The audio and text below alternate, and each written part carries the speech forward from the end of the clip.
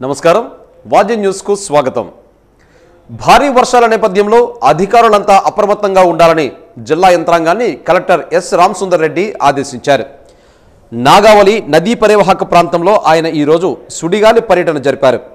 రేగిడి ఆముదాలవలసల మండలం బొడ్డవలస గ్రామం వద్ద నాగావళి నది నీటి ప్రవాహ ఉధృతిని పరిశీలించారు।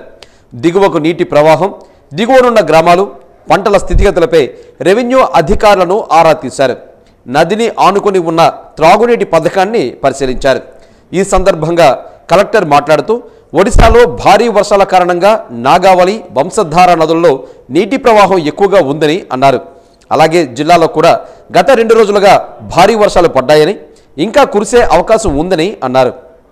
అందువల్ల నదులు, వాగుల్లో నీటి ప్రవాహాల నిరంతరం గమనిస్తూ ఉండాలని ఆదేశించారు। ఎక్కడ ఎటువంటి ప్రాణ ఆస్తి నష్టాలు జరగకుండా అన్ని రకాల ముందు జాగ్రత్త చర్యలు తీసుకోవాలని సూచించారు। లోతట్టు ప్రాంతాల్లో మరియు అప్రమత్తత అవసరమని అన్నారు। ప్రవాహం ఉధృతంగా ఉన్న కారణంగా నదుల్లో ఎవరు దిక్కుండా తగిన జాగ్రత్తలు తీసుకోవాలని సూచించారు। త్రాగునీరు కలుషితం కాకుండా చూడాలని, పారిశుద్ధ్యంపై దృష్టి పెట్టాలని కలెక్టర్ ఆదేశించారు।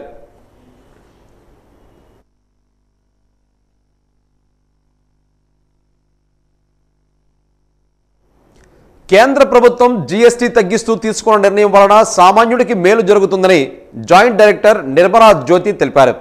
జీఎస్టీపై ప్రజలలో అవగాహన కల్పించాలనే ఉద్దేశంతో దీపావళి వరకు అవగాహన కార్యక్రమాలు నిర్వహిస్తున్నామని, అందులో భాగంగా ఈరోజు కలెక్టరేట్లో ఆప్కో ఇతర శాఖలతో అవగాహన సదస్సును నిర్వహిస్తున్నామని తెలిపారు। జీఎస్టీపై చిరు వ్యాపారుల నుంచి గ్రామాల్లో ఉన్న ప్రతి ఒక్క వినియోగదారు వరకు అవగాహన కల్పించడమే తమ లక్ష్యంతో సూపర్ జీఎస్టీ, సూపర్ సేవింగ్స్ అనే నినాదంతో ఈ అవగాహన సదస్సును నిర్వహిస్తున్నామని తెలిపారు।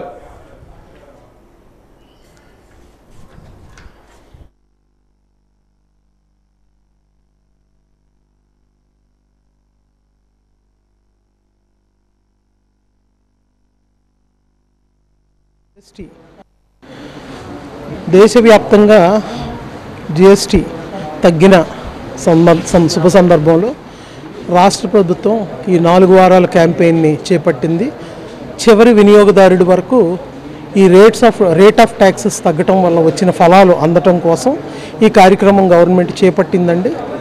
ఆల్ డిపార్ట్మెంట్స్ మీ షెడ్యూల్ ప్రకారం ఒక్కొక్క డిపార్ట్మెంటు ఒక్కొక్క రోజు చొప్పున ఈ క్యాంపెయిన్ ఒక నెల రోజుల పాటు దీపావళి వరకు 18వ తారీఖు వరకు క్యాంపెయిన్ చేయడం, 19వ తారీఖున మెగా ఈవెంట్గా రాష్ట్ర ప్రభుత్వం ఒక పండగని, దీపావళి పండగని సెలబ్రేట్ చేయడం అనేది ఒక కాన్సెప్ట్గా తీసుకొని ఈ కార్యక్రమాలు చేస్తున్నామండి। ఇది 2వ వారం। ఈరోజు industries, power, energy and handicrafts, handlooms ఇవన్నీ డిపార్ట్మెంట్స్ మీద తగ్గిన రేట్స్ గురించి ఇవాళ అవగాహన కల్పించడం కోసం ఈ ఎగ్జిబిషన్ కండక్ట్ చేస్తున్నాం। ఇదే విధంగా door to door, down level వరకు ఎంపీడీఓస్, గ్రామ సచివాలయాల వరకు ఈ కార్యక్రమంలో ఇన్వాల్వ్ అయ్యి ఉన్నాయి। ఇవన్నీ కూడా డోర్ టు డోర్ వినియోగదారుడికి వెళ్ళి మీకు ఏ ఫలాలు అయితే అందుతున్నాయో మీరు చెక్ చేసుకోండి అనేది వాళ్ళని అవేర్నెస్ ఇవ్వడం జరుగుతుందండి। ఉదాహరణకి తగ్గిన రేట్స్ వల్ల మనకి ఏ అయితే లబ్ధి పొందుతామో, సపోజ్ ఒక లేడీస్ ఉన్నారు, ఇంట్లో హౌస్ వైఫ్ ఉన్నారు, ఆ రోజు ఆ కుటుంబానికి కావలసిన అనుదిన ఆహారం, కావలసిన నెలవారీ సరుకులు ఆవిడ వెళ్ళి కొనుక్కున్నప్పుడు షాప్లో వాళ్ళకి ఎంత తగ్గింది అవి ఖచ్చితంగా వాళ్ళకి తెలియాలి। తెలియకపోతే వినియోగదారుడికి తెలుసుకోకపోతే మోసపోతారు। దానివల్ల కింద లెవెల్లో ఉన్న లాస్ట్ వినియోగదారుడికి కూడా వెళ్ళటం కోసం ఈ కార్యక్రమం అండి। అదేవిధంగా షాపుల వాళ్ళకు కూడా ఎట్లా అంటే బిజినెస్ చేసే వాళ్ళకు కూడా ఏదైతే రేట్ అయితే ఒక 200 తగ్గుతుందో ఆ 200 సామాన్యుడు ఇంటికి పట్టుకెళ్ళడు, అడ్జస్ట్ చేసుకొని కొనుక్కున్న వాళ్ళు మళ్ళీ తిరిగి ఆ 200తో ఇంకేదో వస్తువు పిల్లలకి కొనుక్కొని వెళ్తారు। కాబట్టి ఆ విధంగా టర్నోవర్ పెరిగి వ్యాపారాలు కూడా లబ్ధి పొందుతాయి। కాబట్టి ఇటు overall development of the society కిందకు వస్తుంది। కాబట్టి ఇది ఈ ఫలాలు అందరికీ చేకూరాలని మా భావన। Thank you. విజయనగరం ఉత్సవాల ఏర్పాట్లపై పార్లమెంటు సభ్యులు కలిశెట్టి అప్పలనాయుడు, స్థానిక శాసనసభ్యులు పూసపాటి అతిథి గజపతిరాజు ఈరోజు జిల్లా కలెక్టర్ రామసుందర్ రెడ్డిని కలిసి కలెక్టర్ ఛాంబర్లో ఉత్సవాలపై సమీక్షించారు। జిల్లా కలెక్టర్ మాట్లాడుతూ గత ఏడాది నిర్వహించిన అన్ని వేదికల్లో కార్యక్రమాలు నిర్వహిస్తున్నామని, వెన్యూ ఇన్ఛార్జ్ అధికారులంతా ఏర్పాట్లలో నిమగ్నమై ఉన్నారని కలెక్టర్ పేర్కొన్నారు। అమ్మవారి గుడి నుంచి బొంకుల దెబ్బ వరకు నిర్వహించే ర్యాలీని జిల్లా ఇన్ఛార్జ్ మంత్రి వంగలపూడి అనిత హాజరై ప్రారంభిస్తారని కలెక్టర్ తెలిపారు. ప్రజా ప్రతినిధులంతా ప్రారంభోత్సవ కార్యక్రమానికి రావాలని కలెక్టర్ కోరారు. బొంకుల దెబ్బ వద్ద ప్రారంభమైన తర్వాత మిగిలిన అన్ని చోట్ల వేదికల్లో కార్యక్రమాలు జరుగుతాయని వివరించారు. ఉత్సవాలను ఘనంగా నిర్వహించడానికి అధికారులు, ప్రజలు, ప్రజాప్రతినిధులు సహకరించాలని కోరారు. అలాగే ముఖ్యమంత్రి కార్యక్రమాన్ని విజయవంతం చేసినందుకు ఎంపీ, ఎమ్మెల్యే జిల్లా కలెక్టర్ను అభినందించారు.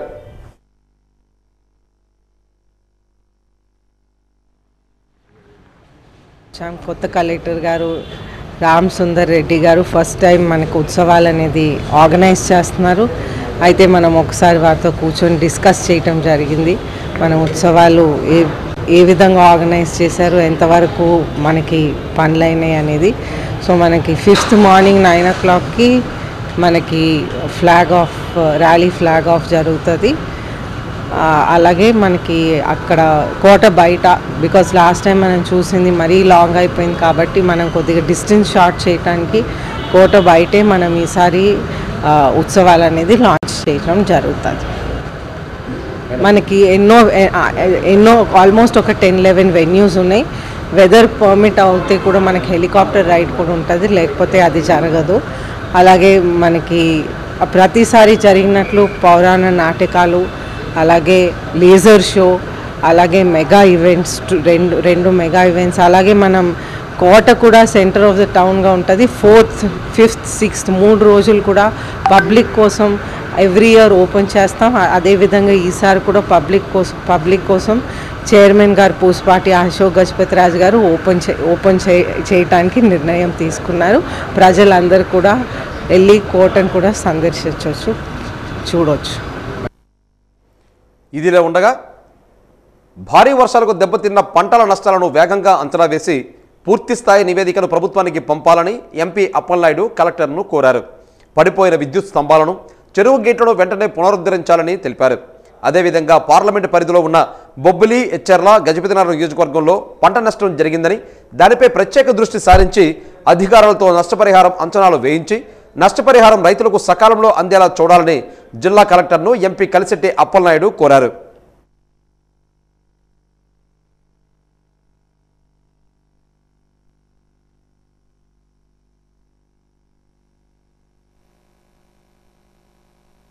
గత 2 రోజులుగా జిల్లాలో వర్షాలు ఎక్కువ పడుతున్నాయి.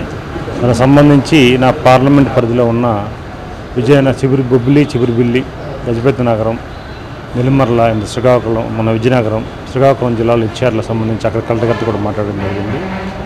ఈ ప్రాంతాల్లో ఎక్కువ వర్షాలు పడ్డాయి కనుక ఎక్కువ పంటలు నష్టం జరిగాయి. బొబ్బుల్లో అయితే అరటి తోటలు ఎక్కువ నష్టం జరిగింది. రోడ్స్ కూడా ఇబ్బంది కలిగాయి. అవన్నీ కూడా వారి దృష్టి పెట్టడం జరిగింది. ఫీల్డ్ మీద కూడా వెళ్ళి చూడడం జరిగింది. దానికి సంబంధించి తక్షణమే వారికి చేయడం జరిగింది. వారు కూడా ఫీల్డ్ మీదకి వెళ్ళి ఈరోజు విజిట్ చేస్తామని చెప్పారు. దాని మీద మాట్లాడడం. అలాగే ఎమ్మెల్యే గారు మేము కలిసి విజయనగరం మన అమ్మవారి పండుగ జాతర మీద విషయాలు కూడా మాట్లాడడం. ఖచ్చితంగా గతంలో ఎలా చేస్తామో ఇంకా బాగా చేయాలన్న ఆలోచనతో సమన్వయంతో ముందుకెళ్తున్నాం. Thank you. ఆంధ్రప్రదేశ్ బ్రాహ్మణ సేవా సంఘ సమాఖ్య ఆధ్వర్యంలో గుంటూరులో భారీ జాబ్ మేళా నిర్వహిస్తున్నారు. 2025 డిసెంబర్ 13న జరగనున్న మేళా ద్వారా 1000 మంది బ్రాహ్మణ యువతకు ఉద్యోగాలు కల్పించాలని లక్ష్యంగా పెట్టుకున్నట్లు నాయకులు తెలిపారు. ఈ సందర్భంగా రాష్ట్ర ఉపాధ్యక్షుడు టీవీ శ్రీనివాస్ మాట్లాడుతూ రిజర్వేషన్ల కారణంగా ఇబ్బందులు పడుతున్న అగ్రవర్ణాల్లోని మేధస్సు కలిగిన యువతకు అండగా నిలవాలనే లక్ష్యంతోనే ఈ మేళాను ఏర్పాటు చేస్తున్నామని తెలిపారు. ఈ మేళాలో ఐటీ, నాన్ ఐటీ వంటి 50కి పైగా కంపెనీలు పాల్గొంటాయని వివరించారు. రాష్ట్ర కార్యనిర్వహణ కార్యదర్శి ద్వాదశి వేణు మాట్లాడుతూ తీవ్రమైన పోటీని, రిజర్వేషన్లు, సవాళ్లను ధైర్యంగా ఎదుర్కొనేందుకు యువతకు సరైన వేదిక, దిశానిర్దేశం అవసరమని నొక్కి చెప్పారు. ఈ కార్యక్రమంలో మండా రవి తదితరులు పాల్గొన్నారు.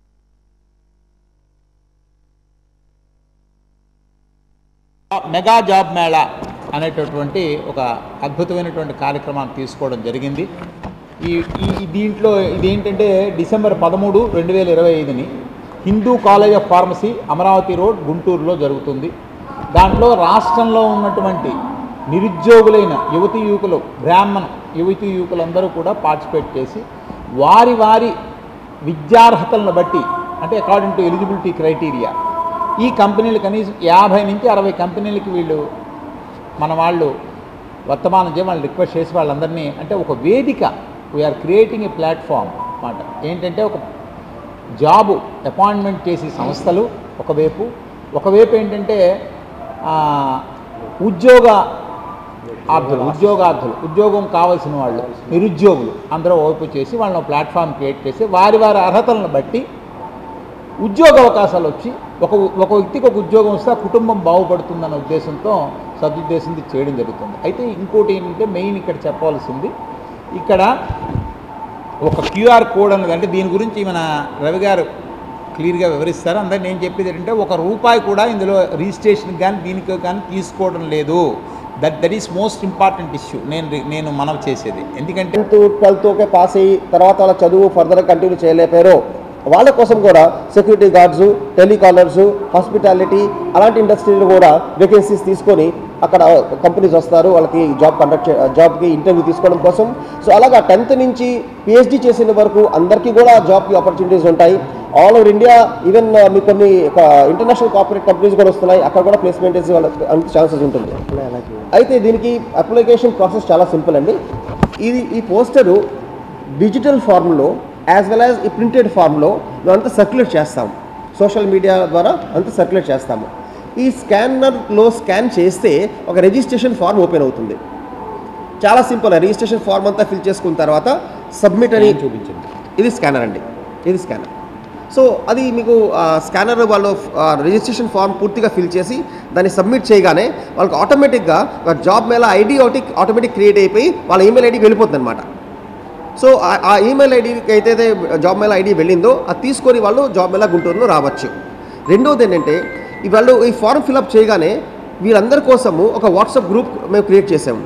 సో ఆటోమేటిక్ వీళ్ళందరూ వాట్సాప్ గ్రూప్లో జాయిన్ అయిపోతూ ఉంటారు. సో అక్కడి నుంచి వాళ్ళు ఫర్దర్ ఇన్ఫర్మేషన్ని బోల్డంతా ఇస్తూ ఉంటాం.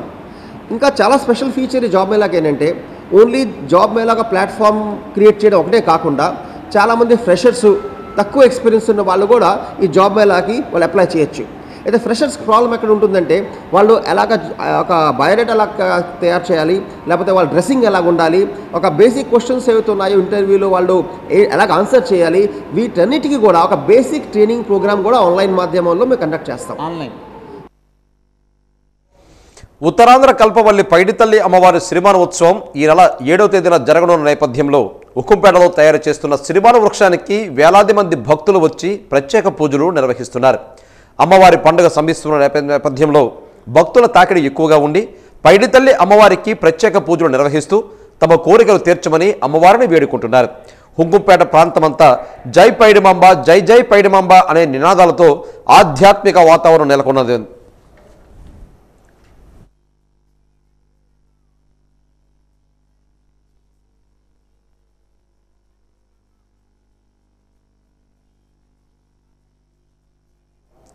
ఉత్తరాంధ్ర కల్పవల్లి పైడితల్లి అమ్మవారి సిరిమాన మహోత్సవం ఈ నెల 7వ తేదీన జరగనున్న నేపథ్యంలో దానికి సంబంధించిన రథాలను యుద్ధ ప్రాతిపదికన తయారు చేస్తున్నారు.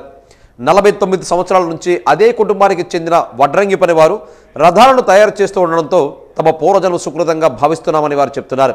ఇప్పటికే దాదాపు పని పూర్తయిందని 2 రోజుల్లో మొత్తం పని పూర్తి చేస్తామని స్పష్టం చేశారు. పైడితల్లమ్మ ఆశీస్సులు అందరికీ ఉండాలని ఆకాంక్షించారు.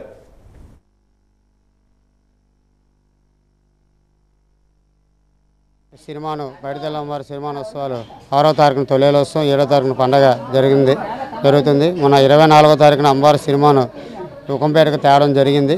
ఆ రోజు 24 సిరిమాను తెచ్చిన తర్వాత 25 నుండి కూడా అమ్మవారి సిరిమాను చెట్టుని సిరిమానుగా మలిచే కార్యక్రమాన్ని వడ్రంగులచే చేయడం ఇప్పటివరకు కూడా చేయడం జరుగుతుంది. ఇంకా పండగ రోజు వరకు ఆ పని ఇంకా చేస్తూ ఉంటారు. అలాగే ప్రతిరోజు కూడా చేస్తూ ఉంటున్నారు. సిరిమాను కొంతవరకు కూడా అయ్యింది, ఇంకా చిన్న పని ఉన్నది. ఇప్పుడు రథాలు కూడా దసరా రోజు పూజ చేసి రథాలు బయటికి అన్నీ తీసి మొత్తం ఆయనకి కూడా పెయింటింగ్ అన్నీ వేసి వీళ్ళు ఆదివారం నుండి రథాలు మొత్తాన్ని కూడా కట్టడం జరుగుతుంది. వీళ్ళతో కట్టులతో రథం జరుగుతుంది. మన ఉక్కంపేట వాస్తవులు అలాగే బయట నుండి వచ్చిన వాళ్ళు కూడా చాలామంది ఈ యొక్క కార్యక్రమాన్ని సద్వినియోగం చేసుకుంటారు. ఆదివారం మంగళవారం కూడా రథాలు వీధిలో పెద్దలు చిన్నలు అందరూ సహకారంతో మేము పని చేస్తాం. నేటికి 43 సంవత్సరాలు సర్వీస్ నాది. ఇదిలా 43 సంవత్సరాల కాడ చేస్తాను. ఈ వచ్చిన కాడ సినిమాలు వచ్చిన మరుసనాడు కానీ స్టార్ట్ చేసేస్తాం పని. బుధవారం వచ్చింది, లచ్చివారం స్టార్ట్ చేస్తాం పని. 15 రోజులు పడుతుంది పని. 5 రోజులు రాత్రి పోవాలనుకంటే ఇక్కడ ఉండిపోయి ఇంటికి వెళ్ళడం పర్లేదు, ఇక్కడ ఉండిపోయి చేసుకోవాలి. ఇది చేసిన వల్ల ఆ తల్లి 3 సార్లు ఐసీలు ఉన్నా లేకపోయినా తల్లి చేయించుకోండి. 3 సార్లు ఐసీలు పెట్టి తీసుకొచ్చి తల్లి చేయించుకుంటాం. అది చేసినంత వల్ల మా బాగుంది. ఆ తల్లి ఆరోగ్యాలు ఇస్తుంది, అన్నీ బాగున్నాయి. మీకు సోమవారంకి అన్నీ రెడీ చేసేస్తాం. సోమవారంకి పీట సిరిమాను ఏటా గిలక అన్నీ రెడీ చేస్తాం. సోమవారం కట్లు గిట్లు అన్నీ అయిపోతాయి. సోమవారం అయిపోతే మంగళవారం తీసుకెళ్ళిపోయి అక్కడ ఎక్కించిన తర్వాత మేము చేస్తాం. పీట చీల అది ఎక్కించి బండి ఎక్కిన తర్వాత మేము చేస్తాం. ఆటో డ్రైవర్లకు దసరా కానుకను రాష్ట్ర ప్రభుత్వం రేపు ఉదయం 11 గంటలకు అందించనుంది. రేపు ఉదయం 11 గంటలకు 2,90,234 మంది auto rickshaw, maxi cab, motor cab డ్రైవర్ల ఖాతాల్లోకి 435.35 కోట్ల ప్రభుత్వం జమ చేయనుంది. రేపు ఉదయం 11 గంటలకి ముఖ్యమంత్రి చంద్రబాబు నాయుడు అమరావతిలో లాంఛనంగా ప్రారంభిస్తున్నారు. జిల్లాలో ఉన్న ఆటో, క్యాబ్ డ్రైవర్లు జాబితాను గుర్తించి రాష్ట్ర రోడ్డు రవాణా శాఖ అధికారులు ఇప్పటికే నివేదికను పంపించారు. ఎంపికైన లబ్ధిదారులకు జిల్లాలో ఉన్న అన్ని నియోజకవర్గ కేంద్రాల్లో శాసనసభ్యులు, పార్లమెంట్ సభ్యులు వాహనమిత్ర పథకాన్ని ప్రారంభిస్తారు. రాష్ట్ర ప్రభుత్వం ప్రతిష్టాత్మకంగా తీసుకున్న వాహనమిత్ర పథకాన్ని ఆటో, క్యాబ్ డ్రైవర్లు సద్వినియోగం చేసుకోవాలని Vizianagaram deputy transport commissioner Manikumar సూచించారు. 2025 ఆటో రిక్షా, మ్యాక్సీ క్యాబ్స్, అలాగే మోటార్ క్యాబ్స్ ఓనర్స్, డ్రైవర్స్కి వాళ్ళకి 15,000 రూపాయలు ఆర్థిక సహాయాన్ని రేపు అంటే 4/10/2025 నాడు ఉదయం 11 గంటలకి విజయవాడలో ఆయన అక్కడ ప్రారంభించడం జరుగుతుంది. అలాగే మనకిచ్చినటువంటి ఇన్స్ట్రక్షన్స్ ప్రకారము గౌరవ కలెక్టర్ గారి ఆధ్వర్యంలో, అలాగే ఈ విజయనగరం జిల్లాలో ఉండేటువంటి 7 శాసనసభ్యులు, అలాగే గౌరవ ఎంపీ గారు వాళ్ళు కూడా వాళ్ళ నియోజకవర్గాల్లో వీటిని ప్రారంభించడం అనేది ఫార్మల్గా, అలాగే దాదాపుగా ప్రతి నియోజకవర్గంలో కూడా ఆటో వాళ్ళందరూ వాళ్ళ ఫ్యామిలీస్తో పాటు వచ్చి అది ఒక పండగ వాతావరణంలాగా జరుపుకోవాలన్నటువంటి తీసుకున్నటువంటి ప్రభుత్వ నిర్ణయానికి జిల్లాలో ఉండేటువంటి ఎవరైతే లబ్ధిదారులు ఎవరైతే మనం ఐడెంటిఫై చేసిందో 16,312 మంది లబ్ధిదారులు ఈ జిల్లాలో ఐడెంటిఫై చేయడం జరిగింది. రమారమి 24,60,80,000 రూపాయలు దీంట్లో డిస్ట్రిబ్యూట్ చేయడం జరుగుతుంది రేపు.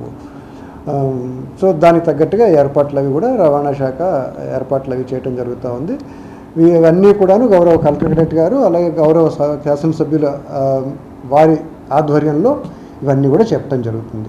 సో లబ్ధిదారులందరూ కూడా ఎవరైతే ఉన్నారో వాళ్ళందరూ కూడా ఈ సౌకర్యాన్ని వినియోగించుకోవాలని చెప్పని రవాణా శాఖ పక్షాన మిమ్మల్ని అందరినీ ప్రార్థిస్తున్నాం. బంగాళాఖాతంలో వాయుగుండం ప్రభావంతో జిల్లాలో గత 2 రోజులు భారీ వర్షాలు, ఈదురుగాలులు వీయడంతో విజయనగరం రెవెన్యూ డివిజన్ పరిధిలో విద్యుత్ సరఫరాకు అంతరాయం కలిగింది. అలాగే జిల్లా కేంద్రమైన విజయనగరం పట్టణంలో కలెక్టర్, ఆర్డీఓ పరిపాలనా కేంద్రాలలో చెట్లు, విద్యుత్ స్తంభాలు విరిగిపడడంతో కలెక్టరేట్ కార్యాలయం, ఆర్డీఓ కార్యాలయాలకు విద్యుత్ సరఫరా నిలిచిపోవడంతో పరిపాలనా విభాగంలో పనులకు ఆటంకం కలిగింది. దీంతో ఆర్డీఓ కీర్తన విద్యుత్ శాఖ అధికారులతో మాట్లాడి విద్యుత్ సరఫరాకు సంబంధించి పునర్నిర్మాణ పనులను చేపట్టారు.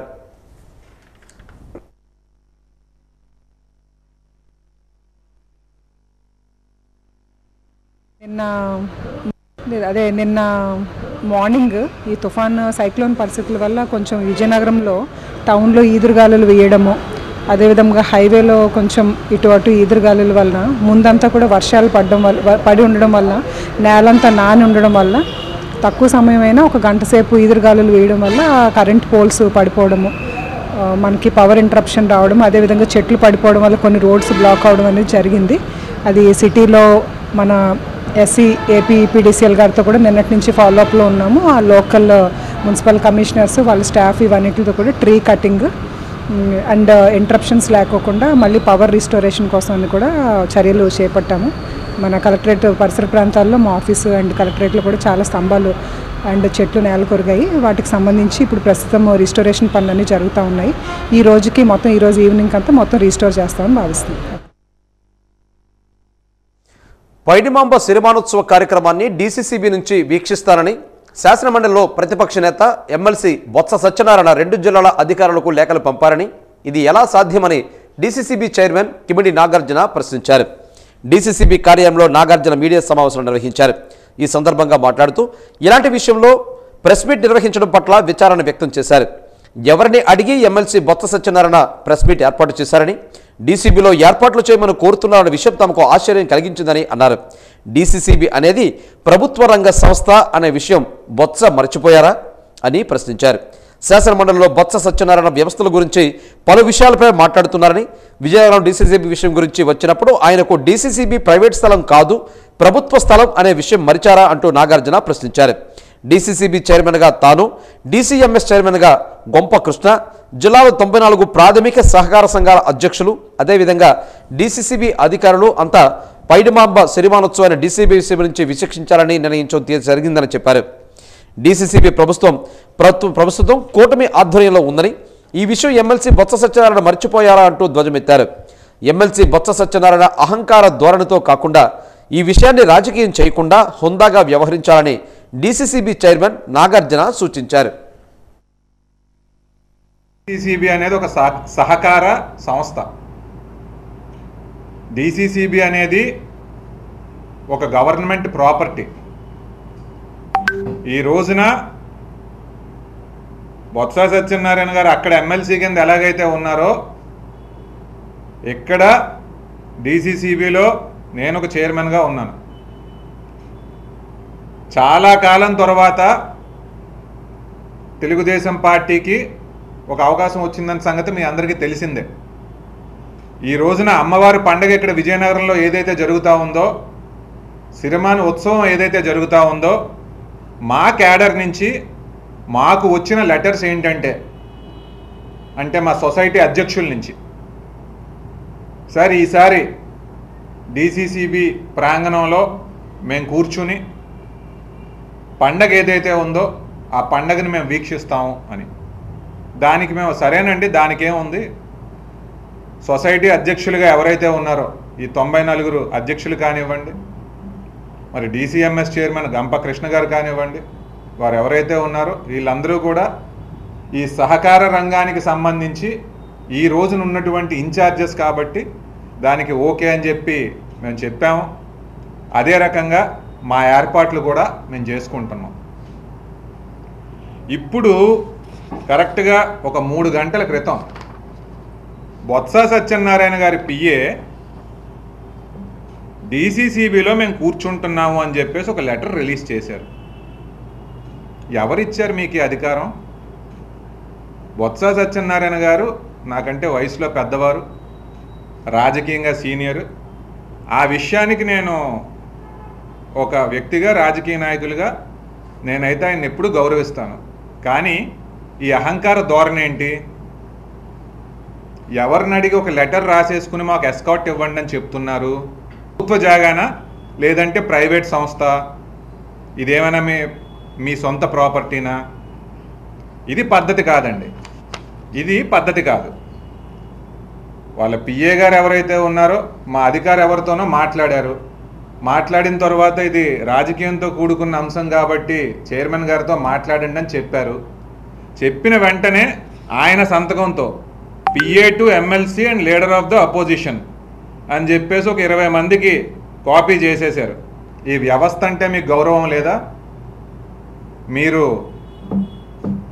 అక్కడ సెషన్స్లో కూర్చుని ఒక ఎమ్మెల్సీగా పెద్దరికంగా మాట్లాడుతున్నారు, వ్యవస్థల కోసం మాట్లాడుతున్నారు. మరి ఎక్కడికి వచ్చేసరికి ఇదే వ్యవస్థల పట్ల గౌరవం లేదా? భారీ వర్షాలు కురుస్తున్న నేపథ్యంలో ఈదురుగాలులు ఎక్కువగా ఉండడంతో ఎక్కువ మొత్తంలో విద్యుత్ స్తంభాలు నేలకూరుగాయని, చెట్లు కూడా పడిపోవడంతో విద్యుత్ తీగలు తెగి పడిపోయాయని, ఆ పనులను పునరుద్ధరిస్తున్నామని AP EPDCL superintendent engineer Lakshman Rao పేర్కొన్నారు. ఈరోజు ఆయన వాద్యం న్యూస్తో మాట్లాడారు. పునరుద్ధరణ పనులను వేగవంతం చేస్తున్నామని తెలిపారు. ఇప్పటికే చాలా గ్రామాలకు విద్యుత్ పునరుద్ధరణ చేశామని, విద్యుత్ వినియోగదారులు కూడా సహకరించాలని చెప్పారు. నిన్న సాయంత్రం నుంచి ఈరోజు సాయంత్రం వరకు కూడా విద్యుత్ సిబ్బంది క్షేత్రస్థాయిలో ఉండి పనులు నిర్వహిస్తున్నారని తెలిపారు.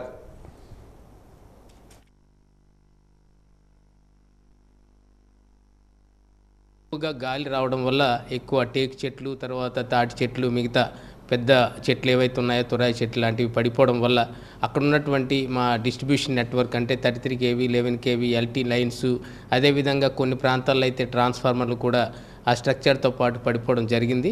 దీంట్లో భాగంగానే మనం ఏంటంటే నిన్న మధ్యాహ్నం ఎప్పుడైతే గాలి వర్షం వదిలిన తర్వాత మనం ఇమీడియట్గా మా తాలూగా సిబ్బందిని, అధికారులని, అదేవిధంగా అక్కడ ఉన్నటువంటి కాంట్రాక్ట్ వర్కర్స్ అందరినీ కూడా యుద్ధ ప్రాతిపదికన ఈ యొక్క వర్క్స్ టేకప్ చేయడానికి పంపించడం జరిగింది. ఇప్పుడు 251 స్తంభాల వరకు ఇప్పటి వరకు పడిపోయి వాటన్నిటిలో 186 స్తంభాలను ఇప్పటి వరకు మనం పునరుద్ధరించడం జరిగింది. అదేవిధంగా మాకు ఈ ఏదైతే సబ్ స్టేషన్స్ ఉంటాయో 99 సబ్ స్టేషన్స్ ఉన్నాయి మన జిల్లా పరిధిలో. 99 సబ్ స్టేషన్స్ గాను 48 సబ్ స్టేషన్స్ ఎఫెక్ట్ అయ్యాయి. 48 సబ్ స్టేషన్స్లో ఎక్కువగా ఎఫెక్ట్ అయినవి మన గంట్యాడ ప్రాంతంలో ఉన్నటువంటి గంట్యాడ మరియు కొండతామరపల్లి, అదేవిధంగా అక్కడ సోమలింగాపురం, మెరకముడిదంలో, తెర్లాము మరియు నెమలం ఈ సబ్ స్టేషన్స్కి ఈ యొక్క 33 kV నెట్వర్క్ రెస్టోర్ చేయడానికి సుమారుగా రాత్రి 10-10:30 అయింది. దాని తర్వాత అక్కడ ఉన్నటువంటి విద్యుత్ వినియోగదారులకి సప్లై ఎక్స్టెండ్ చేయడం జరిగింది అర్ధరాత్రి సమయంలో. కొన్ని ప్రాంతాల్లో చేయలేకపోయాం, ఎందుకంటే అక్కడ ఉన్నటువంటి పోల్స్, మెయిన్ లైన్స్లో పోల్స్ పడిపోవడం వల్ల, అదేవిధంగా అక్కడ ఉన్నటువంటి ట్రాన్స్ఫార్మర్ పైన పెద్ద చెట్లు పడిపోవడం వల్ల ఆ పునరుద్ధరణ లేట్ అయింది. అయితే ఈరోజు మార్నింగ్ నుంచి కూడా ఇదే పనిలో కంటిన్యూగా ఈ యొక్క బ్యాచెస్ సుమారుగా 76 బ్యాచెస్ని పెట్టి కాంట్రాక్ట్ వర్కర్స్ని, తర్వాత అక్కడ ఉన్నటువంటి మా ఏదైతే ఎలక్ట్రికల్ సిబ్బంది సుమారుగా అక్కడ ఉన్న JLM గ్రేడ్ 2 నుంచి లైన్ ఇన్స్పెక్టర్ వరకు, అదేవిధంగా అధికారులు మా ఎగ్జిక్యూటివ్ ఇంజనీర్స్, డిప్యూటీ ఏఈస్ అందరూ కలిసి సుమారుగా ఒక 1000 మంది వరకు ఈ యొక్క పునరుద్ధరణ పనుల్లో పాల్గొన్నారు. దీని వాటిలో 235 విలేజ్లను రెస్టోర్ చేయడం జరిగింది. ఇంకా కేవలం 7 విలేజ్లు మాత్రమే ఉన్నాయి, వాటికి కూడా పనులు జరుగుతూ ఉన్నాయి. వాటిని కూడాను మనం పూర్తి చేయడానికి అన్ని చర్యలు తీసుకున్నాం. వాటిని గిరిజన సంక్షేమ బాలికల గురుకుల పాఠశాలలో నిర్వహిస్తున్న వైద్య శిబిరాన్ని పార్వతీపురం జిల్లా కలెక్టర్ ప్రభాకర్ రెడ్డి, డిఎంఎన్హెచ్ఓ భాస్కర్ రావు పరిశీలించారు. అనారోగ్యంతో గుర్తించిన పిల్లలను ఆసుపత్రికి సకాలంలో తరలించేందుకు అంబులెన్సులు ఏర్పాటు చేస్తామని తెలిపారు. తల్లిదండ్రులు సహకరిస్తే అందరినీ ఆరోగ్యవంతులుగా తీర్చిదిద్ది మరలా పాఠశాలలకు పంపుతామని తెలిపారు. విద్యార్థులతో పాటు విద్యార్థుల తల్లిదండ్రులు కూడా వైద్య పరీక్షలు నిర్వహిస్తామని తెలిపారు. అలాగే కొత్త ఆర్ఓ ప్లాంటు ఏర్పాటుకు చర్యలు తీసుకుందామని సూచించారు.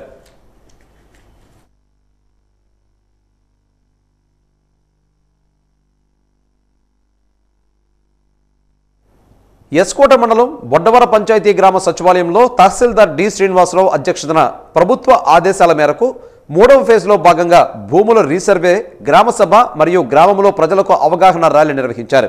కార్యక్రమంలో ఎమ్మెల్సీ రఘురాజు, సర్పంచ్ మీనా, ఎంపీపీ సోమేశ్వరరావు తదితరులు పాల్గొన్నారు. తహసీల్దార్ శ్రీనివాసరావు మాట్లాడుతూ గతంలో జరిగిన భూ సర్వేపై పంచాయతీలో ఎవరికైనా అపోహలు ఉంటే నేరుగా తమ దృష్టికి తీసుకురావాలని సూచించారు. ఎమ్మెల్సీ రఘురాజు మాట్లాడుతూ ఎంఆర్ఓ జిరాయితీ భూములకైనా డీపట్టా భూములకు కూడా రీసర్వే చేస్తారని ప్రశ్నించారు. అలాగే కొంతమంది గ్రామ సభ్యులు సమస్యలపై మాట్లాడారు. దానికి సమాధానంగా తహసీల్దార్ మాట్లాడుతూ అన్ని సమస్యలకి పరిష్కారం చూపిస్తామని తెలిపారు.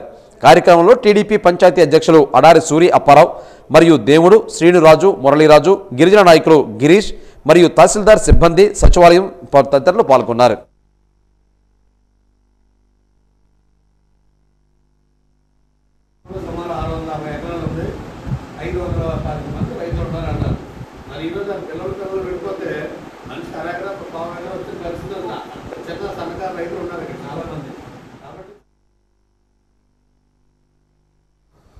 కొమరాడ మండలం కల్లికోటలో గురువారం ఒరిస్సాలో కురిసిన భారీ వర్షాలకు గాను కల్లికోట గ్రామాన్ని నాగావళి నది నీటి ప్రవాహంతో ముంచేసింది. కల్లికోట గ్రామస్తులు పారెతుపురానికి వెళ్లే రహదారి మొత్తం నీటితో 6 అడుగుల లోతు వరకు ముంచేసిన పరిస్థితి ఏర్పడింది. భారీ వర్షానికి గాను పత్తి, మొక్కజొన్న, టమాటా పంటలు నేలకొగిరే పరిస్థితి వచ్చింది. వెంటనే అధికారులు వచ్చి పరిశీలించి నష్టాన్ని గుర్తించి నష్టపరిహారం ఇవ్వాలని రైతులతో కలిసి శుక్రవారం నిరసన కార్యక్రమాన్ని కొమరాడ గ్రామ సమీపంలో కూడా నిర్వహించారు. నాగవల్లి నీటి ప్రవాహం ఉధృతంగా ప్రవహించే పరిస్థితి ఉందని, కొమరాడ తహసీల్దార్, పోలీస్ సిబ్బంది వచ్చి వరద ప్రవాహాన్ని పరిశీలిస్తున్నామని చెప్పారు. 2006 నుండి ఒరిస్సాకి తుఫాను వస్తే కల్లికోట గ్రామానికి ఇదే పరిస్థితి వస్తుందని, అధికారులు వస్తూ చూస్తూ వెళ్తున్నారే తప్ప నేటికి పూర్తి స్థాయిలో తోటపల్లి నిర్వాసితులకు సంబంధించి నష్టపరిహారంగా ఇళ్లు, రహదారి సౌకర్యాలు కల్పించలేని పరిస్థితి ఉందని చెప్పారు.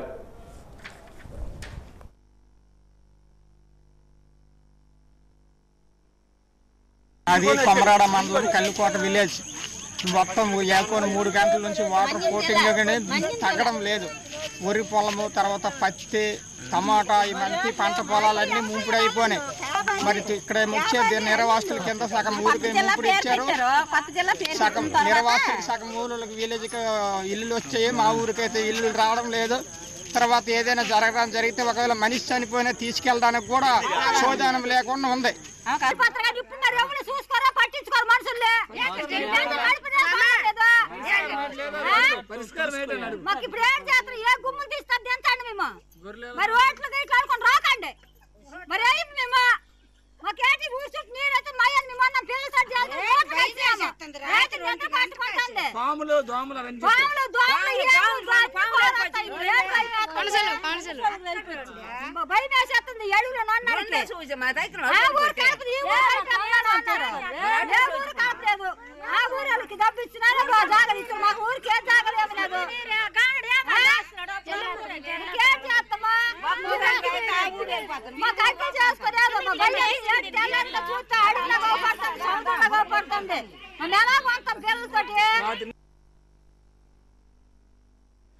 కూటమి ప్రభుత్వ పాలనా కాలంలో కక్ష సాధింపు చర్యలు, దౌర్జన్యాలు, బెదిరింపులకు పాల్పడిన ప్రతి అధికారిని చట్టం ముందు నిలబెట్టి ప్రతి వైఎస్ఆర్సీపీ కార్యకర్తకు న్యాయం జరిగే విధంగా డిజిటల్ బుక్ విధానాన్ని రూపొందించడం జరిగిందని మాజీ డిప్యూటీ సీఎం పి రాజన్న దొర అన్నారు.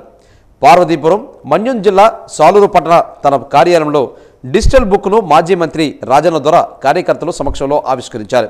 ఈ సందర్భంగా మాజీ మంత్రి పి రాజన్న దొర మాట్లాడుతూ భారతదేశంలో ఏ రాష్ట్రంలోని విధంగా ఆంధ్రప్రదేశ్లోని రెడ్ బుక్ రాజ్యాంగం పేరుతో కక్ష సాధింపు చర్యలకు పాల్పడుతూ వైఎస్ఆర్సీపీ నాయకులపై ఇష్టానుసారంగా మాట్లాడుతూ తప్పుడు కేసులతో వేధిస్తున్నారని, ఇలాంటి చర్యలు చాలా బాధాకరమని అన్నారు. సంస్కారహీనంగా మా నాయకులను ఇష్టం వచ్చినట్లుగా మాట్లాడుతున్నారని, అధికారులు ఇష్టానుసారంగా నాయకులను కార్యకర్తలను వేధిస్తున్నారని, ఇలాంటి కార్యక్రమాలకి స్వస్తి పలకాలని కోరారు. ఏది ఏమైనా భవిష్యత్తులో ఇలాంటి కార్యక్రమాలకు స్వస్తి పలకాలని, పలకలేని ఎడల చర్యకు ప్రతిచర్య ఉంటుందని హెచ్చరించారు.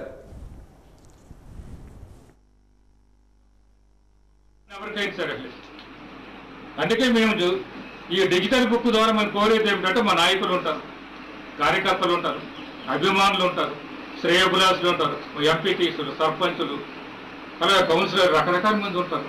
వీరందరికీ ఎక్కడైనా అన్యాయం జరిగినప్పుడు ఉద్దేశపూర్వకంగా ఏ అధికారైనా పలుమార్లు మీరు దరఖాస్తు పెట్టినప్పుడు కూడా.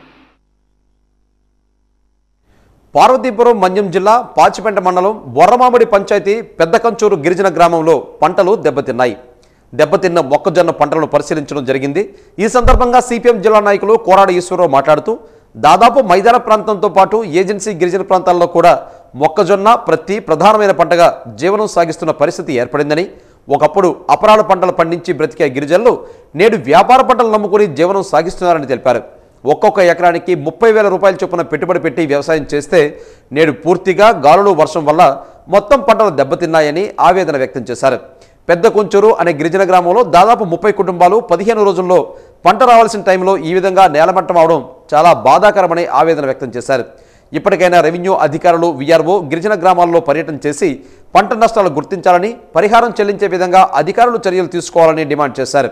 ముఖ్యంగా అధికారులు వెంటనే స్పందించాలని, కలెక్టర్ ఆదేశాలు జారీ చేయాలని కోరారు.